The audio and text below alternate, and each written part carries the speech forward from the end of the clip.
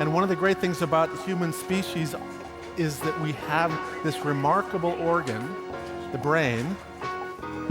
La tête dans le cerveau. Biologie, cervelle, synapses, neurosciences, physique. The human brain really is the most unique gift of our species. Avec Christophe Rodeau.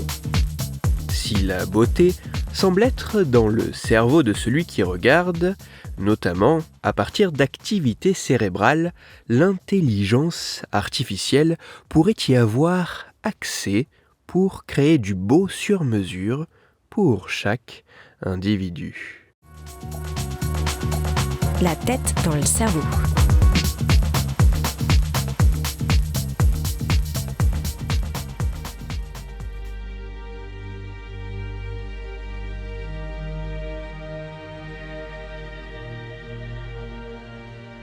Qu'est-ce qui est beau ?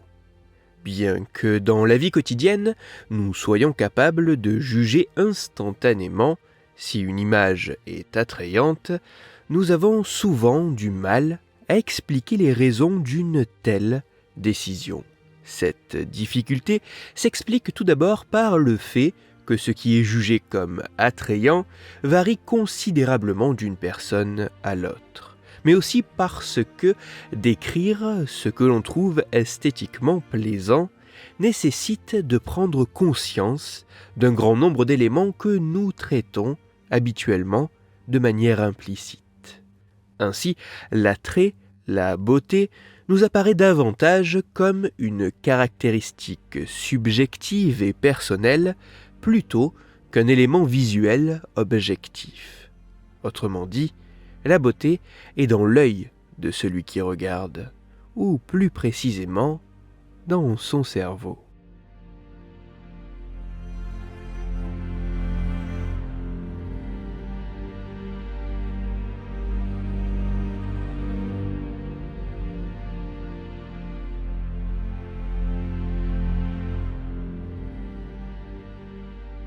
Des chercheurs finlandais de l'université de Helsinki se sont demandé s'il serait possible de créer quelque chose de sur-mesure pour chaque individu, mais qui quasiment à coup sûr serait jugé comme attrayant par l'individu pour qui cet élément a été créé.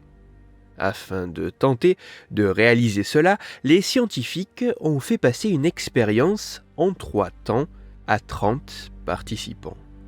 Dans la première partie de l'expérience, les chercheurs ont demandé aux volontaires de regarder à de nombreuses reprises 240 images de visage créées pour être beaux par une intelligence artificielle à partir de centaines de milliers de photographies de célébrités.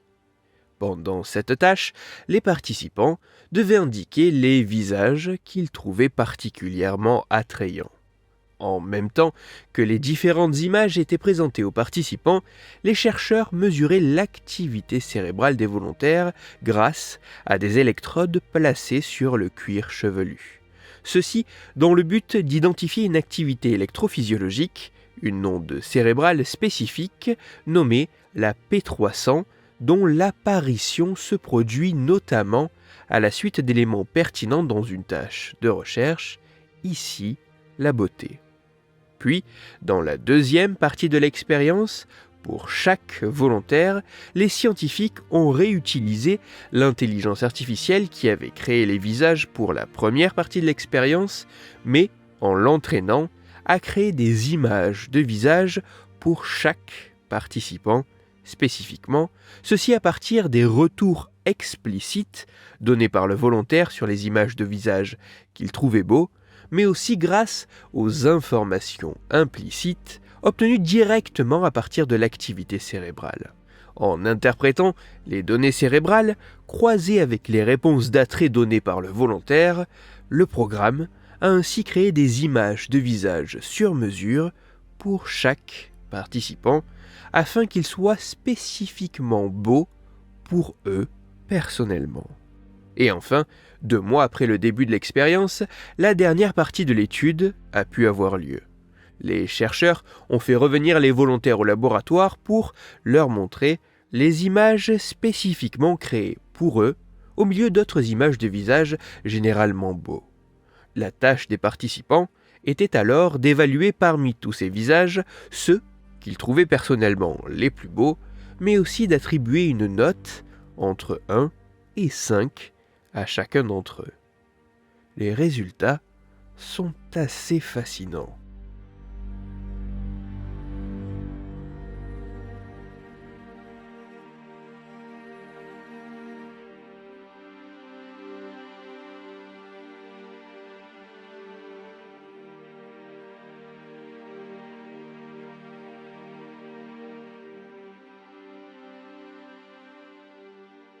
Confrontés à des visages créés pour être beaux spécifiquement pour eux, au milieu d'autres visages attrayants, les volontaires choisissent, comme étant les plus beaux, les visages générés pour eux dans plus de 80% des cas.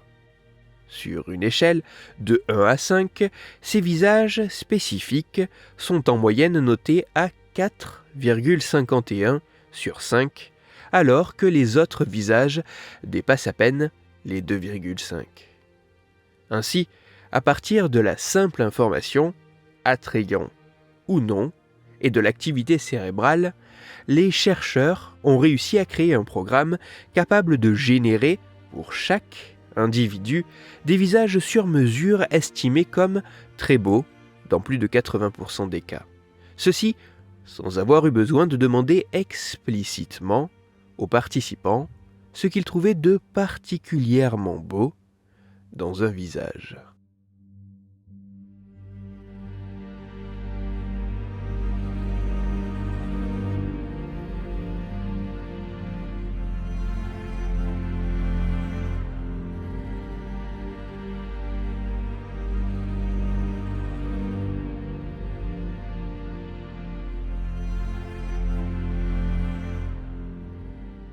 Qu'est-ce qui est beau ?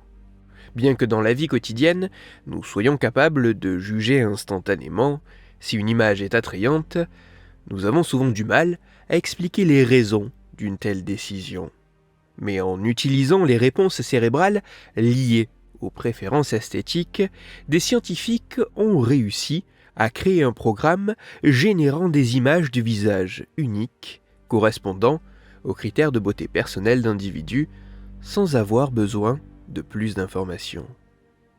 Plus que d'être dans l'œil, la beauté est bien dans le cerveau de celui qui regarde, et l'intelligence artificielle pourrait y avoir accès pour créer du beau sur mesure pour chaque individu, révélant ainsi ce que nous avons du mal à expliciter, révélant ainsi ce qui est beau pour nous.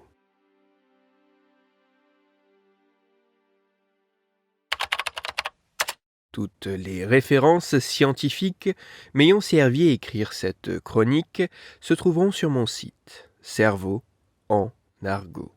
Vous y retrouverez notamment l'article scientifique dont j'ai parlé afin d'en découvrir toute la complexité et la richesse. Bien qu'intéressante, et avant d'en tirer des conclusions solides, cette étude demande à être répliquée et ses résultats retrouvés par d'autres chercheurs, notamment en utilisant comme photographie de départ pour créer de nouveaux visages, d'autres images que celles de célébrités qui pourraient nous donner un sentiment de familiarité et peut-être, en partie, biaiser l'expérience.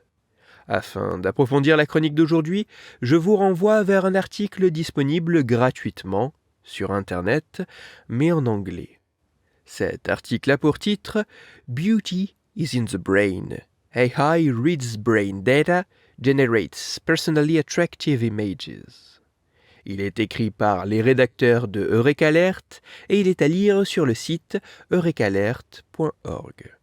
Dans cette chronique, il était question de l'utilisation d'intelligence artificielle et de machine learning pour percer le fonctionnement de notre cerveau.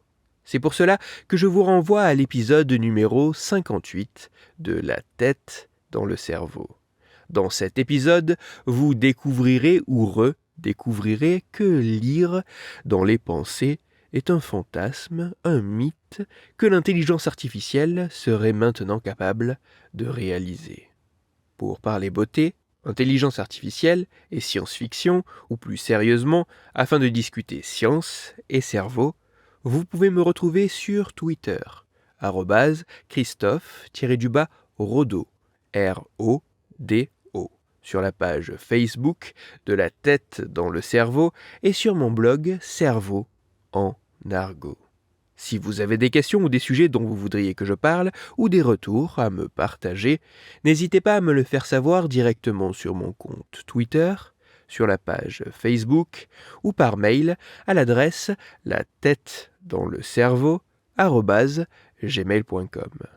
Toutes mes chroniques, y compris celles-ci, sont disponibles en réécoute sur mon podcast La Tête dans le Cerveau, à retrouver sur toutes les plateformes de podcast, dont SoundCloud, Deezer, Spotify, Google Podcast, iTunes, Apple Podcast, mais aussi sur YouTube.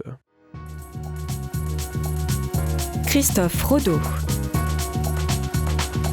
La tête dans le cerveau.